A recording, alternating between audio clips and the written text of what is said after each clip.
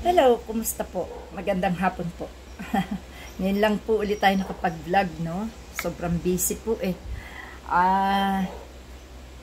Komentuhan ko lang tong si Robin Padilla, no? Robin, ano ba yung inyong pinag-aawayan ni Attorney Claire? Paano naman makikipag-usap sa mga troll farm ang si Attorney Claire Castro? Galit nga sila sa mga fake news peddler na yan, no? Ikaw, Robin, kalalaki mong tao, nagiging chismoso pa na rin ha? Maglalabas ka ng video hindi mo naman pala sigurado kung talagang si Attorney Claire yan. Alam mo, uso AI ngayon ha? Uso ang fake news.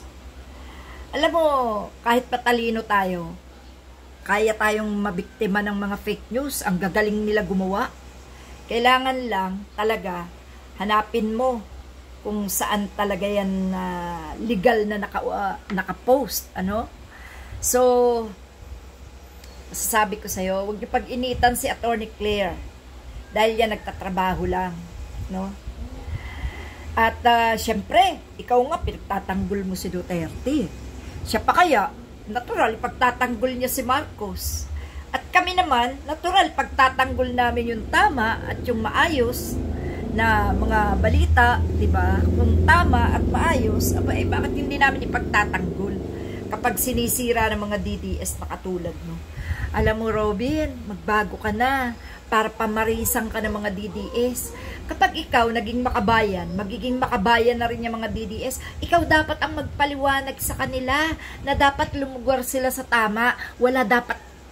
Ikaw ang magpakita na wala kayo dapat iniidolo.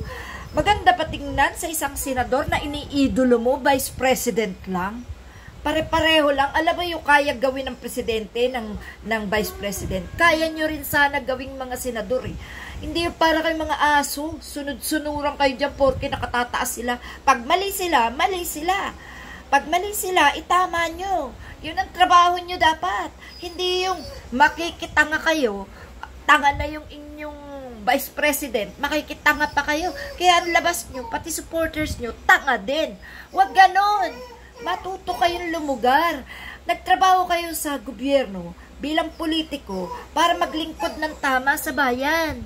Hindi para sumunod sa mga kamalian ng mga nakatataas sa inyo. Kahit si Marcos pag mali, di mali.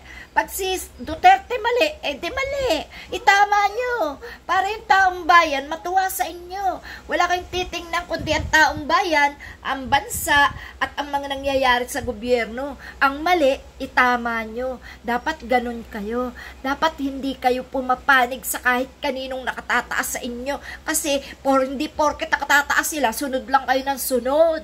Na kahit patalunin kayo sa bangin, tatalon kayo. Pakainin kayo ng tae, kakain kayo. Wala kayong sariling paninindigan. Hindi kayo bagay politiko. Wala kayong sariling prinsipyo. Hindi kayo marunong tumupad sa sinumpaan nyo na para sa bayan, para sa mamamayan, at para sa ikabubuti ng bansa ang inyong gagampanan. Wala mga tanga kayo Sumunod kayo sa kapwa nyo tanga Alam mo ba yung mga pagsunod nyo sa mga tanga? Mas masahol kayong tanga. Tandaan mo yan, Robin Padilla. Tandaan mo yan. Ikaw, bago ka pa lang dyan, dapat ipakita mo yung angas mo sa tama. Hindi yung sa katangahan, sa kabubuhan, at sa kamangmangan. Sayang ka. Naging artista ka. Naging matapang ka kuno. Pero ginamit mo saan? Sa katangahan. Tama na. Huwag ka naman batikos ng iba. Ang sarili nyo, ang tingnan nyo kung tama ang ginagawa nyo. Ganun lang yun. Isang paalala yan mula sa ordinaryong tao. Kahit ituring nyo ako ordinaryong tao, as a vlogger, karapatan ko kayong pagsalitaan. Karapatan ko kayong pagsabihan. Kung kayo na ilalantad nyo sa buong mundo ang mga pagkakamali nyo, ay ilalantad ko naman ang tama kahit na politiko pa kayo. Kahit na mga nasa gobyerno pa kayo. Kung mali kayo, mali kayo. Kung mali kayo, babanatan ko kayo. Yun lang yun. Dahil kami ang nagpapasweldo sa inyo. Gets mo?